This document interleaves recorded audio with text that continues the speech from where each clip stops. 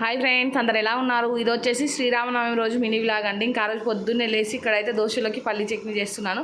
ఒక సైడ్ అయితే ఇంకా దోశ పిండి ఫ్రిడ్జ్లోంచి తీసి సాల్ట్ వేసి కలిపి పెట్టాను. ఇక్కడ వచ్చేసి చింతపండు పులిహోర చేద్దామనేసి హాట్ వాటర్లో అయితే చింతపండు నానబెట్టానండి. ఇంక ఇది పక్కన పెట్టి మా హస్బెండ్కి ఇంకా పాపకైతే దోశలు ఇచ్చాను. ఇంకా తర్వాత ఈ చింతపండు గుజ్జును మొత్తం తీసుకొని స్టవ్ మీద అయితే పెట్టాను. ఒకసారి రైస్ కూడా కడిగి పెట్టానండి. ఇంకా ఈ గ్యాప్లోనే పాలు కూడా వచ్చాయి. ఇంకా పాలను కూడా కాబెడుతున్నాను. ఇంకొక సైడ్ అయితే పులిహోర అవుతుంది, ఇంకొక సైడ్ అయితే రైస్ అవుతుంది. పాలు కూడా కాగిపోయాయి ఆల్రెడీ. ఇంకా తర్వాత గిన్నెలన్నీ తోమేసుకున్నాను.